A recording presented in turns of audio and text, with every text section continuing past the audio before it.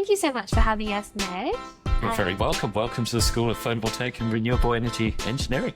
My name officially is Nicholas Ekins-Daukes. Much easier if you just call me Ned. It's such a privilege to be here and to learn all about your work, as well as the greater impact of University of New South Wales research in the solar space globally. Could you maybe share with us what you're currently working on, and also what brought you to Australia? Because I hear from your accent that you're not from Australia. That's right. Thank you. Yeah, those are great questions. So I've always been fascinated with solar power. And I think that takes me back to my childhood when I used to take things apart. I used to try and build new things from whatever I'd taken apart. But there was a rule in my household. You're not allowed to plug it into the electrical socket because, of course, that's dangerous. So then, of course, I had to use batteries. And batteries go flat quite quickly. Yeah. And so I didn't have much pocket money. So I thought, well, there must be a better way. And one day the electronics shop had a little solar panel. So I thought, oh, this is great. But first of all, I grew up in Europe. And there's not a lot of sunshine in Belgium. Let's put it that way. Yes, your days must be quite short. Quite short, but also even in that region, the clouds come in. The fog is just damp all the time. Anyway, I bought this little solar panel. But then I was a bit disappointed. It didn't work very well. I couldn't power half my projects from it because, it gave me a bit of voltage. And, somehow whatever I built didn't work because I didn't have enough power. So anyway, then I went to university and I was lucky enough to join a research group in London that was working on sort of new ideas for solar energy. And at that time, this was in the mid-1990s, people said to me, Ned, you're working on the wrong problem. The idea of solar power is it needs to be cheap. And in the 1990s, it was still quite expensive. So you should be making it cheaper, not more efficient. But I kind of felt, well, for some reason, I just wanted to make it more efficient. So that's what I've always aimed. The more efficient it is, that obviously the more applications, less space it takes up. And what's interesting is that if we step back and we say, how efficient could we ever make a solar cell? The answer is 93%. So that means 93% of the energy from the sun can be delivered as electricity. But the standard silicon technology today, about 25% efficient. So actually, there's a lot of room for. Exactly. And that explains why I have a job at the School of Photovoltaic and Renewable Energy Engineering. And my personal research programs are about trying to break through the efficiency barriers. And also, this is where we work a lot with the companies in China. How can we improve the present silicon technology, which right now is so cheap? How can we improve it so that it's more powerful? It also will lead to even cheaper, right? Because like the per kilowatts will be cheaper. Exactly. That's exactly it. So the Australian government has quite an enlightened policy.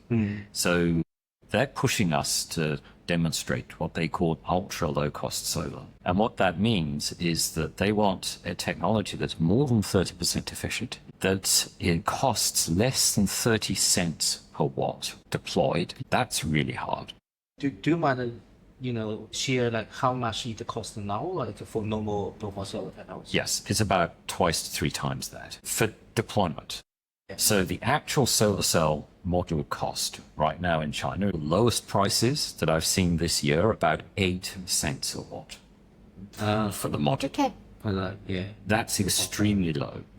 And right now there's overcapacity in the market in China. And that means that people are selling below big costs. And that's, of course, a temporary situation. It can't carry on forever. But it's just so competitive right now that everyone's trying to beat each other on cost. So cost is really now at this incredibly low point. So in a sense, the way to improve the technology is to improve the efficiency. High efficiency has now become the challenge for solar power.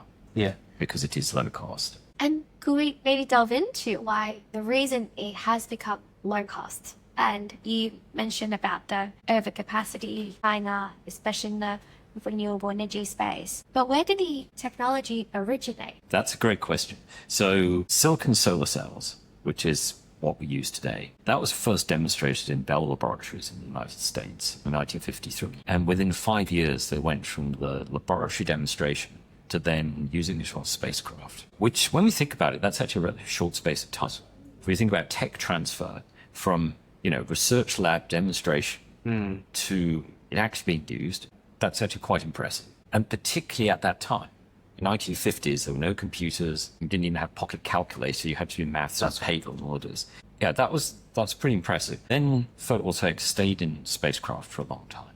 And in 1974, Professor Martin Green moved to UNSW. He'd done his PhD in microelectronics in Canada. He's originally from Brisbane, in Queensland, in Australia. And so he arrived here on the campus at UNSW and felt he would apply his expertise in microelectronics, silicon transistors, to the problem of solar cells. And I think one of the reasons that motivated him was that at that time, particularly in the West, we had an oil crisis. And so there's a lot of instability, shortage of fuel. And so people, including in the United States, were really quite interested in, are there other ways we can supply energy to the world?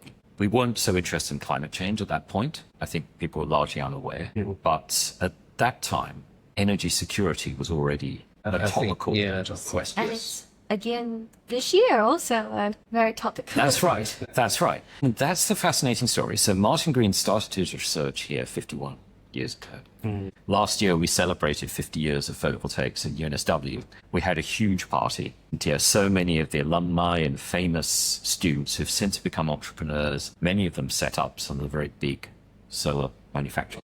And we got such a strong link with China. And so the story, I think, is quite interesting because Martin Green's research group was really productive. Very quickly, they started demonstrating improved voltages, in particular, for the certain solar cell. And they invented, within about 15, 20 years of him starting his research here, most of the technologies that we now use. And so that was done on this campus. But of course, the price of the solar cells was still very high. And despite people trying, the Americans tried quite hard. They built some big solar power plants, megawatt scale power plants, which when you think it cost probably $50, $40 a watt, these are seriously expensive things to build. But some oil companies in the United States put some of their money into it, made these demonstration plants. Then, the cost was still too high.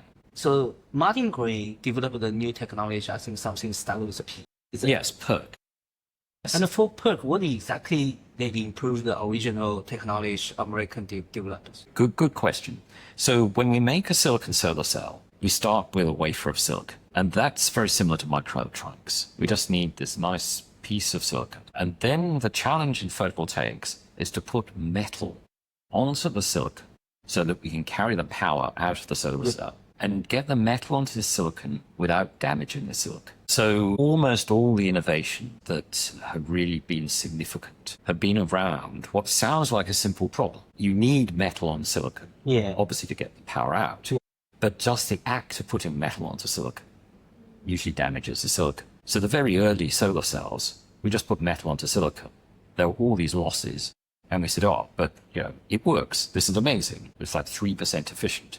And that's good enough for a spacecraft if the spacecraft is very big. And what Martin, one of the things that I really think he pioneered was, and he thought very clearly and deeply about, was how you could put metal onto silicon without damaging the silicon. And one of these, it's actually the technology that's manufactured right now today. It's called TOPCon. But that sort of comes after PERC. It's harder to make. But the clever thing with TOPCon is, although you have metal, you actually separate the metal from the silicon completely. But what you need is a very thin layer of something called a dielectric, an insulator. And Martin demonstrated that in the 1980s. But at the time, it was really hard to make. So in the university, we could do it. And he demonstrated, yes, you could do it. And it worked really well. But the problem is then how do you manufacture it? One of the interesting things, though, is that as time moves on, microelectronics industry improves. And then some of the techniques that we developed for microelectronics to make smaller and smaller transistors, we could then use to make this really thin layer, which then allowed the technology that Martin demonstrated here then to become manufactured. Sure. So PERC was really the first step from the standard solar cells, if you like, that people use from spacecraft. It still has a lot of metal on the silicon, but you've just said, I don't need to cover the whole of the back of the solar cell with metal. Yeah. I can just have metal in a few places and that's enough. And so that's a very manufacturable technology. So that was really one of the first UNSW technologies that really entered mainstream manufacturing in China. That's nice. I heard like 90% of the current technology actually is from That's right. the PERC, the technology. That's right. So people started building production lines about 10, 15 years ago. Then it peaked about 2 years ago. Only 2 years though. Yeah. And now there's been this very rapid transition from PERC to what we now call TOPCon. But still the concepts Martin developed. That's right. So the concept of TOPCon, the name TOPCon goes to a German research institute, the Fraunhofer Institute for Solar Energy Systems. And they were the ones who really picked up the idea again and said, okay, guys, because we now have this really nice way of making this thin dielectric. So they sort of repopularized the idea. But when you look back, the first time anybody demonstrated what we call technically a tunnel contact, because you have this insulator. And so, the reason the reason it's called a tunnel contact is actually a quantum effect, where the electrons go through an insulator. Normally an insulator blocks electrons. You make it thin enough, and this is the trick, make it thin enough, the electrons can still go through, but you don't actually have the chemical contact of the metal against the silicon. So, but you really have to be good at making that dielectric layer. So, it just took some time for that to become manufacturable. Microelectronics industry largely to thank for all the investment in the equipment and the techniques that we use. Quite a lot of alignment between the semiconductor industry and the photovoltaic industries. That's right.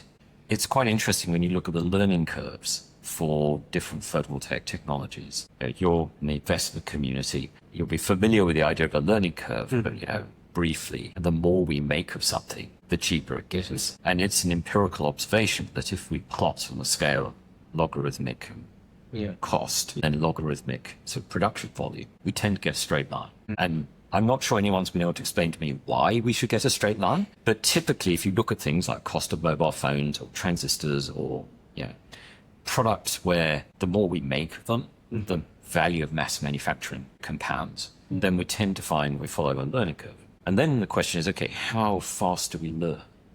And what's interesting is with silicon, the learning rate is about 23%.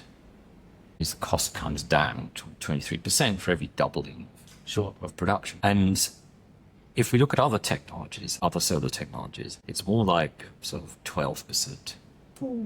And I think one of the reasons why the learning rate for silicon has been so fast has been because of the microelectronics industry. Because the other technologies, so the next biggest one's called cadmium telluride. Cadmium telluride is almost like a miracle semiconductor in terms of making solar panels. You can deposit it really quickly. It behaves itself if you know what you're doing. But we only use it for solar cells.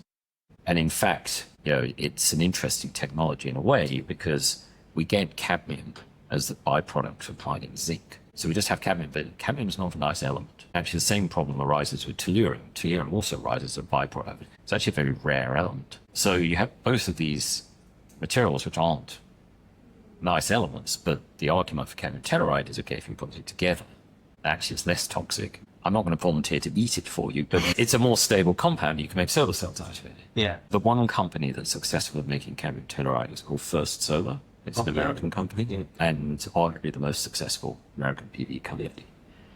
They have a nice recycling. So for as long as that company is in existence, they can say, okay, we'll take the solar panels back in end of life and we'll be responsible. Now, the biggest problem with cadmium telluride is that there just isn't a lot of tellurium. So 0 to 1 sounds like actually happened in the US, in Germany, large proportion in Australia, but how come the scale up and the commercialization of the technology did not take place in any of these countries? Lovely question. So I feel it's a little bit like an international relay race. So you could say the United States started with the original solar cell, and in the 1970s, they were quite active in trying to push solar power for energy security. Then they had a government at the time, the Reagan administration, that wasn't so interested in solar panels. In fact, Reagan's predecessor, Jimmy Carter, put solar thermal panels on the roof of the White House, and Reagan took them off. So that tells you, something about the priorities of his administration. Then Japan picks up, because Japan was becoming strong in semiconductors. It seemed like good industry, and they too have energy constraints. And so Japan was pretty strong throughout the 1990s. Then in Germany, they established what became, I think, the most successful support mechanism. Because until about 15 years ago, photovoltaics needed some kind of support. Otherwise, it's just going to be too expensive. Yeah. Or at least the markets that you could access rationally was relatively small. So spacecraft and maybe very remote locations where there's no grid electricity. But those aren't big markets. It's very interesting. Like Reagan take that off. Yeah, we won't make the historical parallels to today, maybe. The history does repeat itself because actually Obama's administration put solar PV on the roof of the White House. Yeah. In a sense, what you can do is look with a satellite camera at the roof of the White House, and then you get an idea as to what the administration's priorities are. Are they still on there? I don't know. So, But if you we should check. Hopefully not on the east. We could check after the show. I think internationally, the market for photovoltaics moved about.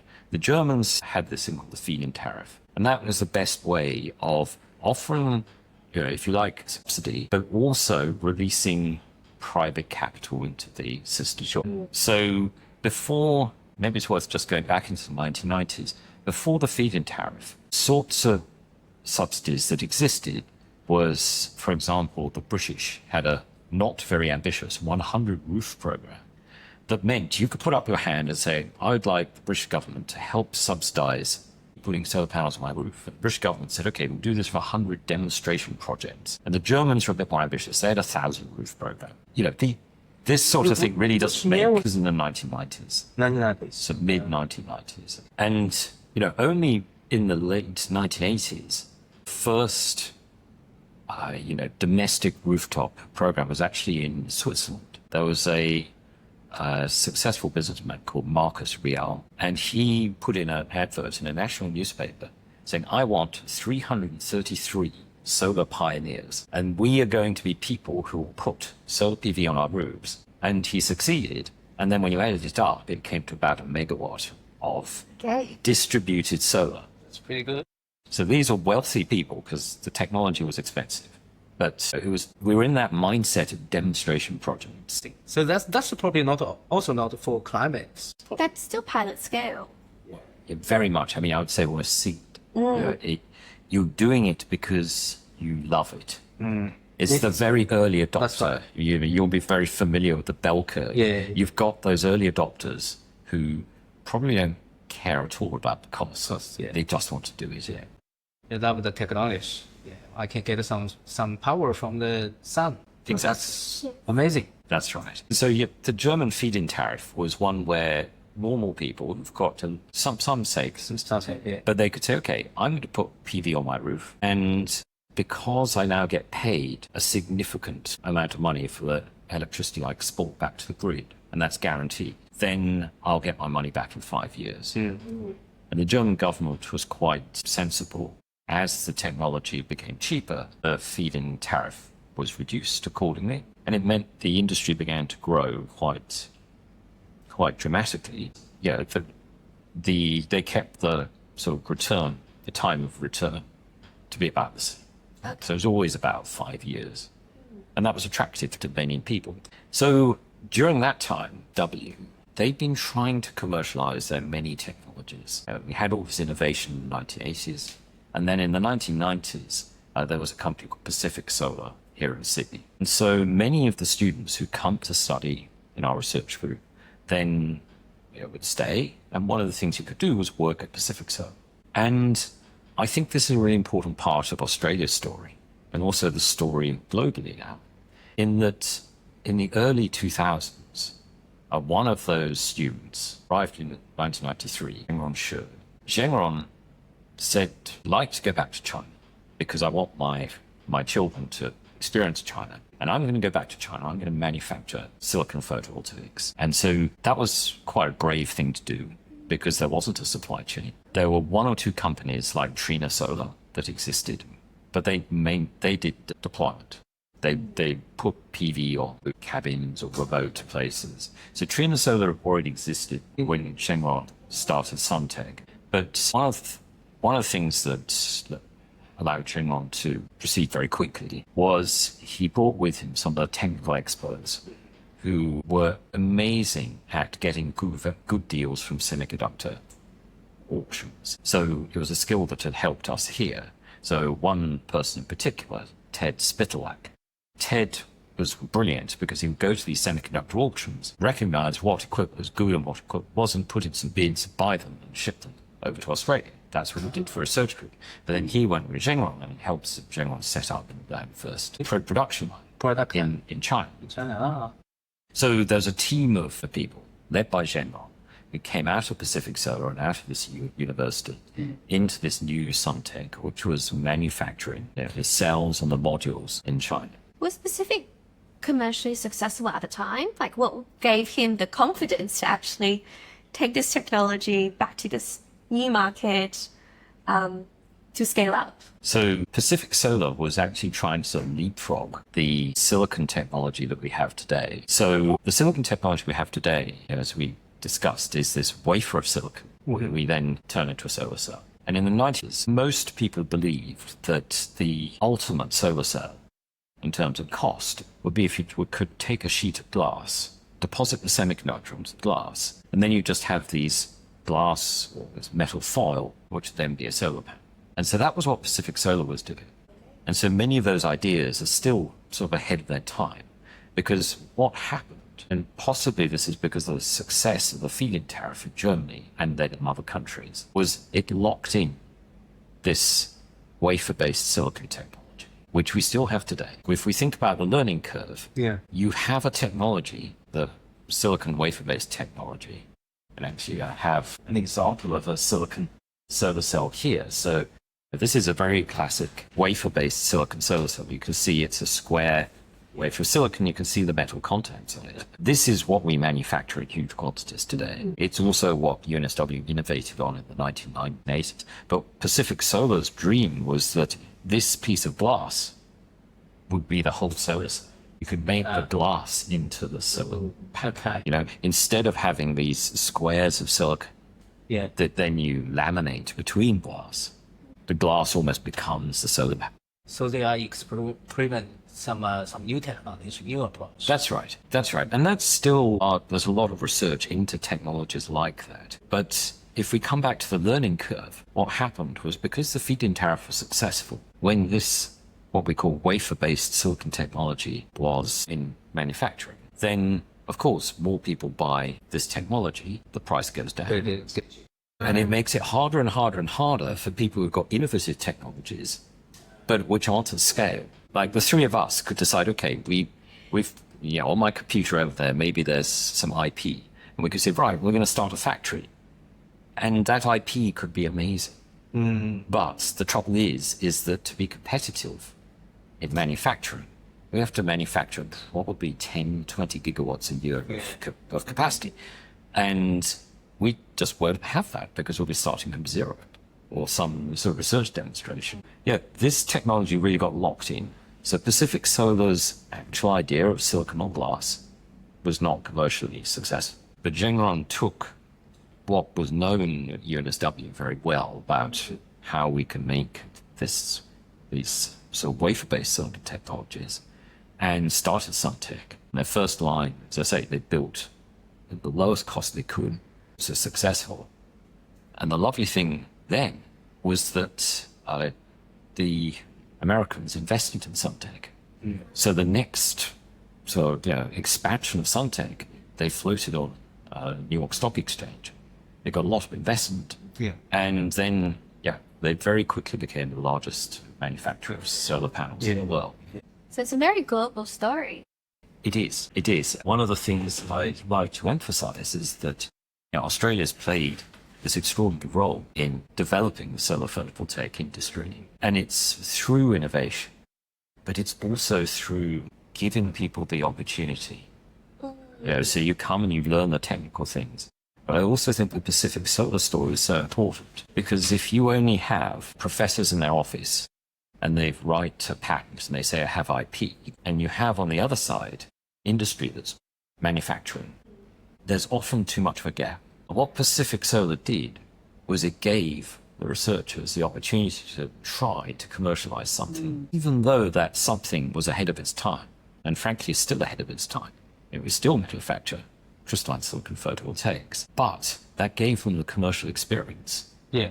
That then meant that when they go and they try something new, like let's set up Suntech in Wuxi, let's float on the New York Stock Exchange, they've already had the exposure, yes, some confidence, and of course, there are many business advisors and investors and people have helped them on their way. But I think, was sort of a pathway that led people out of the lab into the startup vibrancy, for want of another word, through to, in the case of Zhengrong and Suntech, to changing the world. It's definitely inspired the team. Yeah.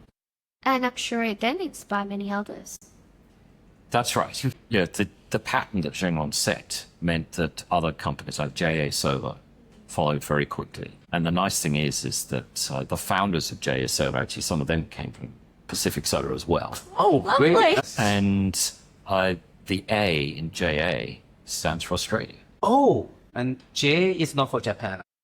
Yeah, so JA, we've got a good relationship with them. They have a research center here on our campus. We work with all the big PV companies, and many of our students have senior positions, usually in the R&D teams in the solar PV industry. So this is one of the reasons why I visit China often, is because I've got this project to improve the efficiency of a silicon solar cell above 30%. And you can imagine that's not easy. Present manufacturing efficiency about 25, 26%. But if our technology works well, then it's something they can adopt and push it.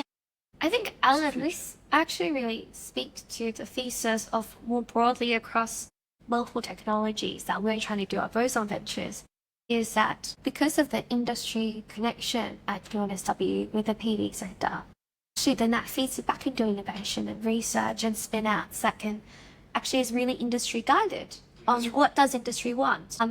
And maybe you can sort of share more about how we see this feedback loop in the Australian ecosystem.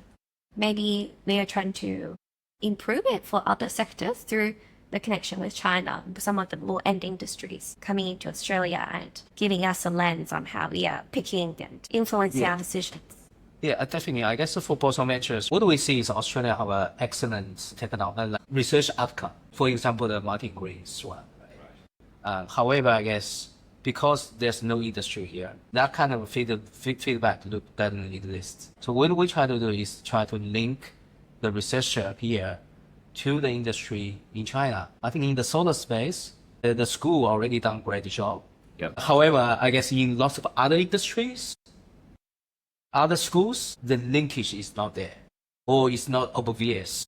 So we try to bridge that gap. Yes. Yeah. Like in the healthcare, in the biotech, medtech, and also other new material areas. Right, there's a lot of value there. And one of the things I've been thinking about is that this technology we're working on, how do I best transfer that to China? But also, in fairness, capture value for Australia. Of course. Because Australian government's funding us. Absolutely. And the way I'm supported is it's a bit like a sports match. So we have our industry partners, but I said to them, I don't want to take your money because if Australian government will sponsor us, but I want to invite you to participate. You can help us, you can advise us, you can provide us samples and things. Yeah. First of all, it makes the IP much cleaner. That's right. So the core IP of what we're doing is going to be based in UNSW. But then one of the things that I find is very hard is when you try and license IP directly to a company. We've already discussed how often, although the IP might be very clever, there's often many, many stages to actually get the value out of that IP in the commercial context. So what we're planning, and our project's actually moving into this stage from next year, is we're forming a company in Australia. But that company takes our IP but we'll also take IP from a couple of other universities that have relevant IP. Sure. So we bundle the IP, and then there is an entity which actually is ready to help the industry in China. So imagine this. Right now, our technology involves using some molecules, and the only place in the world where those molecules have ever been made is in our chemistry department here. Okay. Yeah, in a research lab. And so we got to the point of saying, this works, this is good. But you can see that immediately there's a gap, because if JA Solar wants to use this technology, they'll say, okay, Ned, that's nice. We'll set up a research line. We need drums of this material. We want sort of 50 drums a month. Yeah. Our chemistry department can't produce that. That's right. Okay, this is a classic example of this gap. So the way we're trying to bridge this is to say, okay, we're going to form this company which aggregates the IP. It also becomes investable. So then if private investors like what the company is doing, they think it has good prospects, of course they can invest. But then that company's job is to arrange for the manufacture of these molecules with one of the big sort of chemical companies. Yeah. Then that company then has a business relationship with the solar PV industry. And then they can start working together. Yeah. The university is still behind us, so we're still sort of supplying IP and solving problems and all this. But we've still got this intermediary, which I think is necessary. Because otherwise, we've got this high-risk IP sitting at the university, an industry that's saying, look, we love what you're doing, but yeah, we can't reach it. Yeah. I think that speaks to a broader trend in the Australian ecosystem and a changing mindset. I think UNSW is at the forefront of venture creation and supporting startups just all the way back for Pacific Solar. I think back then, I don't imagine many other Australian universities would have spin-out companies at that time. But we're seeing is probably a broader trend across Australia, also from a national imperative to have more value-add industries, is keeping the innovation in Australia for longer and not doing as much licensing at the very early stages as what the technology transfer office used to do. Yes. And it's really pleasing that obviously that creates opportunity for us as venture capital for opportunity Investing. to invest into Australia. Yes, but with the confidence that actually these companies can be valuable to the industry at large and have that global mindset from day one. So the investment opportunity is actually quite big. Yeah. Because Australia is a small country. And we do like to say we punch above our weight. From the data we see, actually, in the past 3 years, if I remember correctly, for the top university in Australia, the number of startups created is already 3 times than before. So it's an opportunity for us as an investor to invest in this startup, the technology, which previously you can't really access because it's already licensed to other, European or US companies. That's right.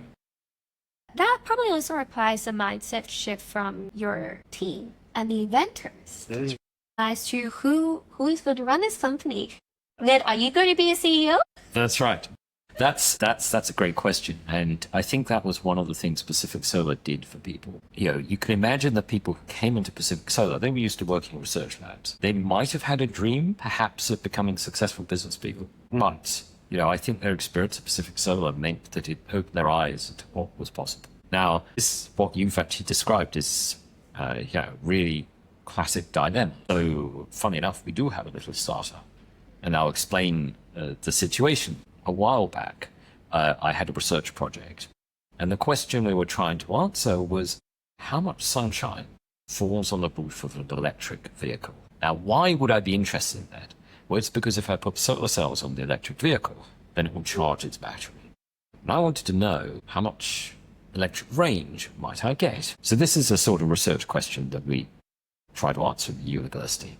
And it's not as simple as it might seem, because it's not just a case of measuring every day in Sydney how much sunshine lands on your roof, because your roof is in one place. It never moves about. The car, of course, goes to the beach, lots of sunshine, but then you might also go to the shopping centre, no sunshine. So then it's actually more about how people use their cars. Anyway, we built this little IoT sensor and put it on any car. We even put it on a bus or buses in Sydney. And the biggest technical challenge we had there was the bus company said, well, guys, we like your sensor, but the bus goes through this really aggressive bus wash. And they said, let's see if your sensor survives bus wash. Anyway, we passed the bus wash test. So, I didn't know there was a bus wash. Now you're hearing. well, the Sydney buses aren't too dirty. It means that they go through the bus wash quite regularly. That's right. So anyway, we did this work, and then I presented it at a conference. And delegates at the conference came up to me afterwards and said, look, we love your sensor because we'd like to do a study like what you've done in Sydney in our country. They said, look, if we give you money, could you send us the sensor? Because I explained it costs about $200 each or something. And I get back to the university, and of course the university says, look, I'm very sorry, the university is not a business. We can't just take money from random people and give product. That's what companies. It's enough for profit. Profit just. So you see, this is where innovation has some interesting angles. So then myself and my two colleagues, we thought, well, what are we going to do? And the university had a little innovation fund. So we thought, wow, why don't we bid to that? We got a small amount of money. And we said, okay, well, let's all be founders. So really, we just went into this because we just wanted to accept the orders from the people at the conference. Well, that's right. And so anyway, up until last year, that's where we were with our little venture. And there's lots of nice things I can say. I mean, you're seasoned investors, so you've heard every pitch there is. But, I can say with my hand on my heart, we had revenue in year one. And we possibly be profitable in year one. That's rare to hear from university ventures. Well, yes. Before company formation. Well, right. Anyway, we've made over 120 of these sensors. We have quite a few clients and all of this. It's a nice story, but we're really stuck in this scientific bubble. There's very few people in this world who really want to measure how much sunshine lands on the roof of motor cars. It's Surprise! There's over 100. yes. So this is exciting bit. So at UNSW, shortly after the free trade agreement was signed between China and Australia, UNSW was very active, and we established what's called the Torch Innovation Precinct on this campus. And that's unique. Torch is a sort of innovation scheme that exists in China. It's there to sort of help incubate technologies that might come out of a university and help them into, obviously, the commercial sector. And there's over 120 of these precincts in China. The only one outside of China is here on our campus here at Sydney. So that's really an exciting opportunity for us. And so last year we were very, very lucky. We won some funding that allows us to take our sensor and manufacture it at sort of prototype scale in China. So we have a little incubation facility in Yixing, Jiangsu province. Okay. And we have staff there, and they're helping us get the sensor ready for manufacture. The reason we're doing this is because we understand solar energy, of course, and what we built was just this IoT device that senses things. It's completely solar powered. It has wireless transmission of data. So it's really easy. You just put it at it. So long as there's sunshine, it works. And so we figured, okay, well, we understand solar power. So when you're building a big solar power plant, the first thing you might want to know is how much sunshine really lands on in this area. You can look at historical data, you can look at satellite data. There's some uncertainties with that, but our sensors are so cheap. Just put them on the ground, leave them there for 6 months, and you get a pretty good idea. Then when you've built your power plant, you can use them to see how well the power plant's working. You've got all these reference points. And the last thing that you can do with our sensors, because they're so cheap, so plenty of other people make solar rating sensors. They've used them for meteorological stations for ages. They cost like $5,000, really expensive. And it's because they've never needed to reduce the cost. But in our research project, we just said, all we need to do is get an estimate. It doesn't need to be super high precision. And so the interesting thing then is we've got this technology really cheap. And then for forecasting, again, it's so simple. You've got the solar power plant. You want to know, you have to explain to the grid operator with 15-minute precision. Okay, in 15 minutes, our power's going to go down, some clouds are coming. So you could look at satellite images, lots of clever ways of doing this. Our opinion is, well, our sensors are so cheap and they're wireless and they're autonomous. Just put them 20 kilometers radius around a solar power plant. Yeah. Then you just get advanced. And then you can do an arbitrage. exactly. It helps you because if you know, if you've got more information, then you effectively reduce the risk. So when I'm in my sort of pitch mode, it's the value of what we're doing here with this company, this technology, is we're reducing the risk. Risk before you construct your plant, the risk when you're operating it, and the risk of getting fined by the network operator for giving inaccurate forecasts. So in that way, I find that this is very interesting. So you basically have the technology first, and then you try to. Which was not your original intent, was not for forecast. Oh, You discover this kind of a customer. So I think that's the most important, process of translation. You need to find the users who actually will be benefiting from. How did you find it? Because oftentimes in VC, there's technology push, which is sort of the label we place on a lot of research ventures from universities, and market pull. And maybe there's a preference from investors to actually look at technologies which have market pull. But this is an instance where you've gone from technology push to then discovering a market. I'm very curious as to how you found that market and what does market pull look like? well, look, that great question. And we spent quite a lot of time thinking about this. And right now, our little team is still the 3 founding academics. We've just done our best.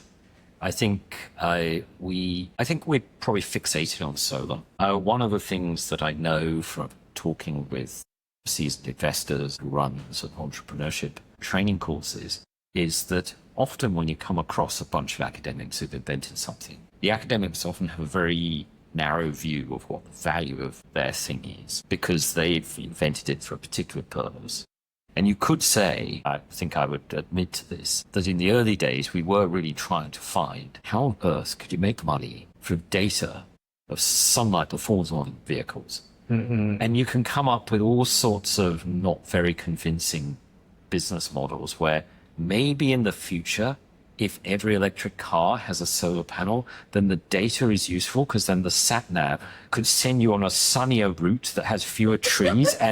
But you're laughing rightly because, frankly, you're not going to invest in that. But if you see that we're able to reduce a pain point that exists somewhere in the industry, and we just happen to have something which can be relatively easily adapted to that, then of course we've got a good match. And I love to learn about, so you mentioned that your sensor when first built was around $200, which is already much cheaper than the $5,000 sensors. I'm curious, what does it cost now to make in China? Yeah, much less. Much less, but maybe you can't tell me because then that eats into your margins. Well, no. So the costs, of course, will really depend on scale. And that's the interesting question, is if every power plant in China were to use this, then of course the costs would drop enormously. So in a sense, the costs really depend on how successful commercially this is. And that's actually coming back to your point of, academics and, am I going to leave my job? I think Zhenglong's a really unusual person because he sort of grew up in the academic world, but then turned out to be an amazing businessman. Just because you're a professor doesn't mean you're going to be really well suited to being CEO. So I think the interesting question for our company is, I think technically we're doing really well, and thanks to the torch sort of bridge into the Chinese manufacturing ecosystem. Yet we have a potential to reduce the cost. But then the next step will be building a really great team in China who sort of share our passion, who recognize the opportunities and can navigate the, quite complicated sort of business decisions you need to make as you're scaling a company. And I think a professor sat at a desk is probably not the best person suited for that. Well, the amazing thing is if you're looking to build a team in China, you have lots of alumni from UNSW who are very passionate about solar. I was amazed. How many students and alumni do you have in your WeChat group at the end? Yes, so this is an amazing thing. So we've had more than 1,000 students from China come through our school, either in our undergraduate, our masters, or our postgraduate. Only the school. Only the school. And so we obviously want to stay in touch with them. So we have a WeChat. Well, now we have 2 WeChat groups, because the limit for a group in WeChat is 500 people. So we've got about 800 people on our alumni list. And so, yeah, there's 2 WeChat groups. And the really fantastic thing is that every year there's this enormous solar renewable trade show or conference that takes place in Shanghai. It's called SNEC. Yeah, I've been to. And it's a mind-blowing experience because there's 500,000 people there. Wow. So many halls, all the companies. And of course, because of our School of Photovoltaic and Renewable Energy Engineering, that maps directly onto what SNEC's all about. So then we will have an alumni party when we're there. Hundreds of alumni will show up. And we have a nice evening with them. We meet old friends. And one of the things that makes me happiest, and I think is actually probably the greatest value this school has brought, is they come and they will thank their old professor. They say, of course, it was so hard, but I learned a lot. And so some of my colleagues in particular gave really popular courses. Yeah. And then, they meet their old students. It's really delightful to see that. Of course, Martin Green, our founding professor, goes to this event, and then everyone's super excited because everybody knows Martin Green. So I bet there must be lots of C-suite in that WeChat group as well, like the executive level of the solar industry. That's right. There's several of the CTOs are in that WeChat groups. Many of the technical staff. Yep, we're so privileged to have that. But then I think from a kind of innovation point of view, the story is so interesting. It starts with one researcher moving to UNSW and building up. Then in the 1980s, I'd say that was a time when then did change the world. Yeah. Was sort of working together as a team. This was when there was a lot of work around Pacific Solar and the commercialization. And then it just sort of burst out of the university into China. And it's just grown since. That story need to be told more frequently, I guess. Because every time when people talk about the Australian technology, they think about like Wi-Fi or like, the vaccines and some things. Right. I guess I sometimes actually say to people, the Australian technology you often see in your daily life is actually solar panel.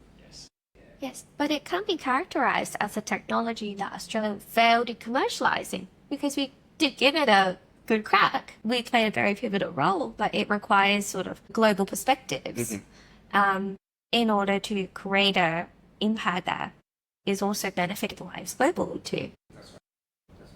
That's right. I mean, I like to sort of push back a bit on the sort of Australia failed to capture that value. If we think of the learning curve again, and forgive me for going back to these things, but when Martin was inventing PERC, for example, you mentioned that, PV costs probably about $50 a watt. And so we've actually done the calculation. $50. $50 a watt. A watt. And now it's a few cents. And now it's a few cents. So when I was started in PV, we always said $1 a watt is the threshold.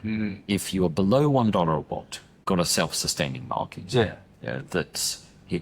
You probably don't need to feed into tariff anymore. People will just buy PV because it's the cheapest thing.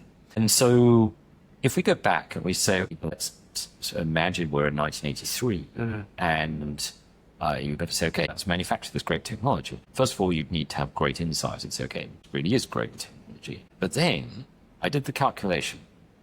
Just on the learning curve, go from the price of the PV at the point at which PERC was invented to $1 a watt, so much more expensive than we are today.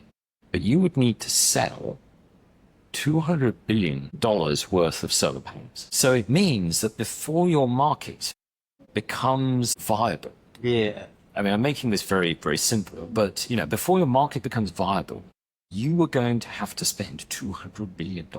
That's right.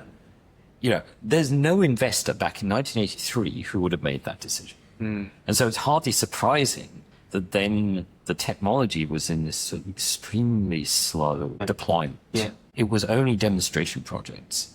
We talked about the Swiss entrepreneur, Marcus Ria. Yeah. He just stood up and said, this doesn't make any commercial sense, but we ought to demonstrate for the good of humanity that this technology can power households. Anyone who's interested, give me a call. I want 333 volunteers. And that's what he did. And so, you know, in that time, the technology was effectively uninvestable. And now, of course, we look back and think, oh, you know, had all these jewels. But in a way, I think the Australian story is magnificent because there was this innovation at the university. And I think what we don't say enough is the attempts at commercialization, which in terms of the actual Australian companies, no. But the people who got trained and were inspired went on to change the world. And I guess that's why you also joined the University of New South Wales. That's right. What a wonderful legacy to now be a part of and to also contribute to. I think the value of international education is such a great sort of role that Australia has played, especially in Australia-China relations, and probably none more so than at UNSW in this school. It is a unique story, and I've never worked anywhere that's had such an incredible impact in the technology. Just wondering, where did you work before UNSW? So I did my graduate studies at Imperial College in London, and that was in the time, well, it was the mid-1990s. I graduated to just the end of the 1990s. And if we go back to that period, everybody was asking me, hey, are you doing solar cells? Because if you understood semiconductors, fiber telecommunications was the thing to be working with. Because it was in that period where the internet was still in its infancy, but everybody could see this is going to be huge. Yeah. And so if you were smart at that time, you worked in making diode lasers, making fast detectors, making some photonic systems. And They become a CTO of media. oh, well, yes, of course. So Alan, you know, what am I doing here in the school? But yeah, the funny thing is at that time, working solar energy was not such a popular thing because it seemed too far away from being successful and popular. And then, of course, there was the dot-com crash. And that for me was very sad because a lot of my friends who had made the smart choice and, you know, had done their PhDs in sort of, you know, super fast lasers for sending information down fiber cables, the companies that they were in then suddenly started shedding staff and everything. Sure. And so that I was in the end glad I didn't follow that path. But anyway, after my graduate studies, I spent some time in Japan, which at the time was the world's largest manufacturer of solar panels. Corporation was the strongest. And I was very lucky. I joined a group that were making the world's highest efficiency solar cells at that time. And I had a magnificent time there. I learned a lot about Asian culture in Japan. I saw you also have some Korean gifts. Yes, so after Japan, I came to Sydney briefly. I spent 3 years in Sydney. I got my first university job at the University of Sydney in physics. And then I went back to London for 10 years. And then 8 years ago, I was lucky enough to be appointed to the school. And yeah, for me, it's like a dream come true because I'd grown up reading all the papers that had come out of this school. Martin Green. Exactly. Martin had maybe it was his third PhD student, Stuart Wenham. Stuart Wenham was really energetic innovator as well. So the two of them as a team, really kind of pushed all this forward. Stuart very sadly passed away 6 months after I joined the university. So I never knew Stuart very well, but his legacy and his passion sort of still exists in the corridors of this school. And I think the thing that for me it really excited me when I moved here was in London, we could do lots of detailed work, but we couldn't. We were always having to work with other people. Whereas here, one day I'd love to take you around our labs. We do a tour of the labs because here we can go from wafer to module, end to end.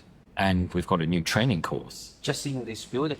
This building, yes, but actually we have another building that's designed for larger scale production. So we have to go 2 buildings. Depending how many solar cells you want to make, you can either do it at this building And then you make sort of one at a time. Up the hill, we have what we call the Solar Industrial Research Facility, which is designed for larger volume for working with companies. So I expect UNSW will also be a key contributor to the future made in Australia. Well, that's what we're aiming for. So as part of that, we've got the Future Made in Australia, which is the government's ambition for sort of trying to capture a bit more value from the activities that take place here. We've also got the Solar Sunshot program, which has put $1 billion on the table saying we would like to manufacture PV in Australia. And then it's up to companies to come and decide, okay, does this make sense? Do we want to invest? But here at the School of Photovoltaic and Renewable Energy Engineering, our job is, of course, to make sure that people for these industries exist. Of course. And so one of the things we've started doing is having very deliberate training for students. And indeed yourselves, we've trimmed it down. It now takes 4 days to take somebody from wafer to this. Wow. So if you can spare 4 days of your time, you can come and join us, and we'll take you through the process, and then you get to go home with one of these. And future job security. That's right.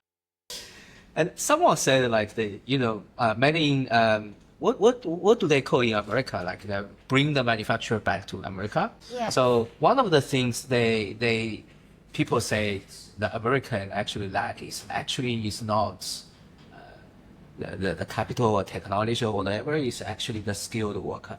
The process knowledge. Yeah, process knowledge. Yes. Right. Yeah. That's right. And to be honest, process knowledge for photovoltaic manufacturing, I think, is increasing in China. But one of the things I'd love to show you is what it looks like inside a solar panel manufacturing facility. Because what you see, almost no people, but robots everywhere. Yes.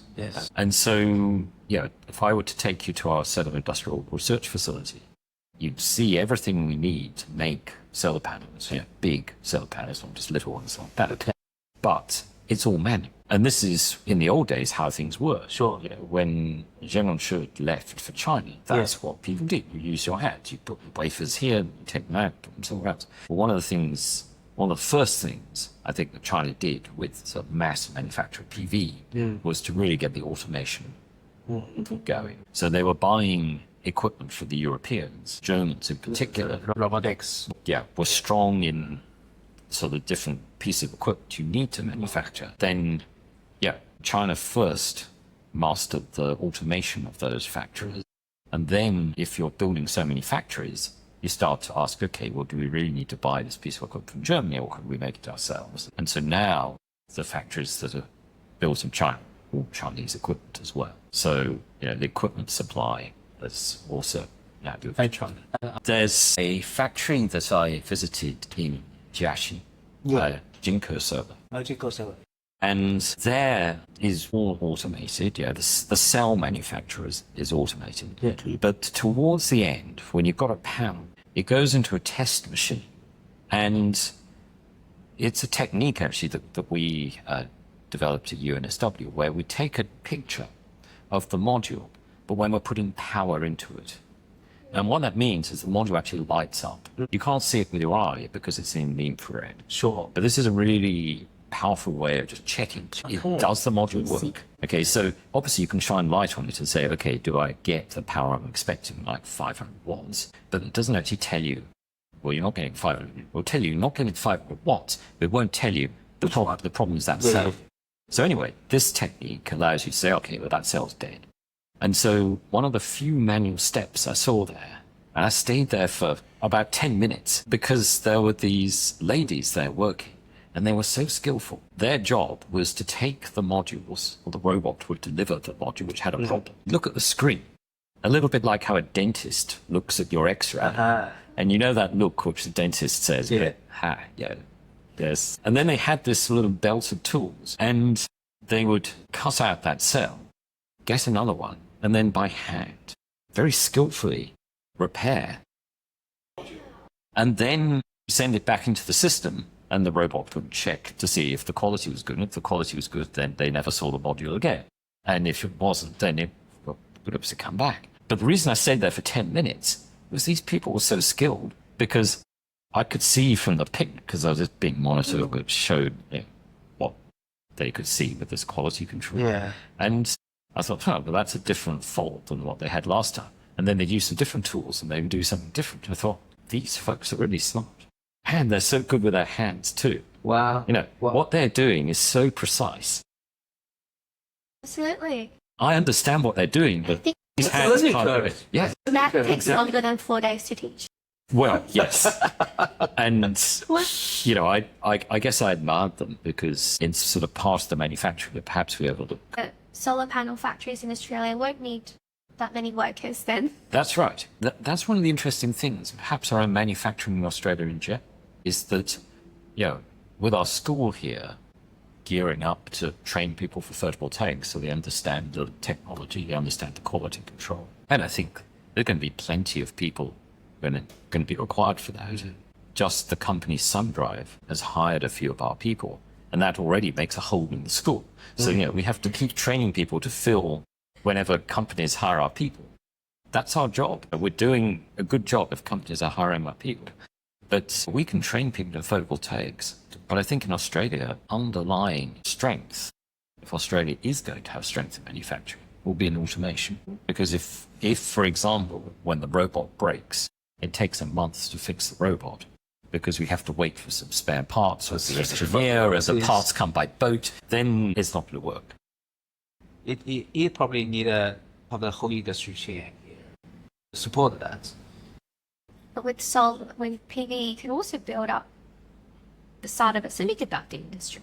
That's right. And that's, I think, one of the interesting things is that if we were to start manufacturing solar PV here, I think it's never going to be as cheap as in China. Because as you say, Alan, we've got the supply chain there. Yeah. And if you need a spare part, or the factory that makes that spare part is in the next city, just by the sheer size, got that advantage. But I think if you do want to start manufacturing semiconductors in Australia, solar PV is a relatively simple technology in comparison to microelectronics. Yeah. It just is high throughput, low cost, and high yield. How about the battery size? Is the battery also the research topic of business school? So within UNSW, there's strength in batteries. So one of the technologies that actually was also invented almost the same time, in the 1980s, is the vanadium redox flow battery. Yes. That's from UNSW? Yes. Okay. Wow. Yes. So this Second high impact. this story is... I didn't know that. Yeah, I didn't know that. That's wow. Okay. So there's several companies in Jiangsu province. They also do this. We hosted the Jiangsu Association of Battery Storage last week. Okay, that's We had a nice discussion in the afternoon. Hosted them. So has got battery research, and we've got a long heritage with flow batteries. There's now some groups working on some advanced lithium-ion, sodium-ion. yeah. The kind of popular topics. The scale isn't as big as we have for photovoltaics, but it's here. It's good to know. fantastic. And I think something else that we haven't touched on is also Australia's a good end market for solar and energy storage. That's right. So a lot of the Chinese companies with the overcapacity and the evolution in the domestic market, Australia has become a very good market, although small, but sizable in the grand scheme of things for PV through our rooftop solar programs and now our new sort of energy storage programs too. That's right, and I think there's a really nice opportunity if we permit it for the technology to sort of circle. So we've talked a lot about the flow of ideas and energetic talented people can come to Australia, learn things, get excited about it, then go out predominantly to China to manufacture. But with future made in Australia, that's of course an opportunity for things to come back. Also, actually, even this little company we're talking about, right now we're busy incubating the technology in Australia, China, because that's where the scale is. But of course, the really lovely thing is that if we manage to get the scale in China, so it is a viable business, then it can move back. And one of the things I didn't mention was that we're actually working in partnership with some of our students who formed a module level electronics company. So this is some electronics you put on the back of every module, and it means each module is delivering the maximum power possible. The company is called Ekins-Daukes. And so they were students in our school, and they went back to China. They formed their company. Yeah. And now we have this opportunity where they're professors, which you can actually have work side by side, because what we do really kind of adds value to what they do. And then I can see this circle completing itself. Yeah, that's a good example of industry and university collaborations, and the circle, and so that the research can be more sustainable. We can always still have the funding and have the results recognized by the industry as you them for the research. I remember like when we come in, we saw lots of Yes. So you mentioned that there's one thing actually I didn't know. Yeah, the burning mirror. I put it back in my cupboard, but here we are. This one. Yeah. Do you mind share what exactly it is? Yes. So this is a mirror, and this is the most ancient use of solar energy in the world. So in English, we call it a burning mirror. It's a mirror, and it has this sort of concave surface, which means if there was sunlight, the sunlight would come and this would focus it to a point. And so about 3,000 years ago, if I was the eldest son of the family, my job would be to carry the burning mirror and start the fire. So... You mind if I hold it? Please, go ahead. Wow, oh, it's quite heavy. I like how on the back it's on logs. Yeah, lots. There are also some ancient text. And this is the first example of solar energy. Solar energy. That's right. This is, so if you like solar engineering, so this, as far as we're aware, is in China, people skilled enough. I mean, just imagine this. This is 3,000 years ago. People were skilled enough to make a polished metal surface that was good enough to make sure the focus actually on one point. That's right. Yeah. Sure. Like if you were to take me into the mountains and say, Ned, we need to light a fire, and we need to make one of these. You actually have to be quite sophisticated to just begin to make metal like this. And so this is a replica of a burning mirror that exists in the Shanghai Museum. There's a real one. That's okay. That still exists. I've never seen it with my own eyes, but I really want to one day. We'll check out as well. Yes. So Professor Shen Hui from the Yangtze Institute of Solar Technology has been very active in exploring the history of solar energy, particularly the Chinese cultural aspects. So it was he who decided, I'm going to make these replica mirrors. Professor Shen Hui actually, this is like a kit. You've got some little wooden sticks here, and so you can set fires to the wooden sticks, and he has a video project where he asks people all over the world to use the burning mirror. Wow. So what I want to do is go to an iconic Australian place and demonstrate the burning mirror. For example, if I was to go to Uluru, I think it would be a really nice celebration of cultures to have the Aboriginal person light fire, which is important to all our cultures. Yeah. But do it using the most ancient Chinese technology. Well, we've gone on such a journey today. Thank you so much for your time, Ned.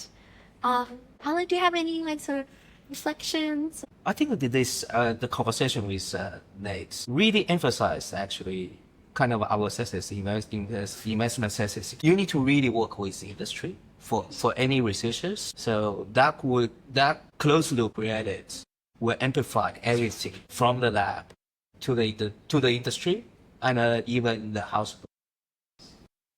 Thank you so much for your time. It was such a wonderful discussion. Well, thank you. Thank you so much. It's been a real pleasure. And, we've finished with the burning mirror, so And I hope you do get to see it in the extraction. Thank you. Yes, I'll have to stand in a long queue, but I'll make sure that I do.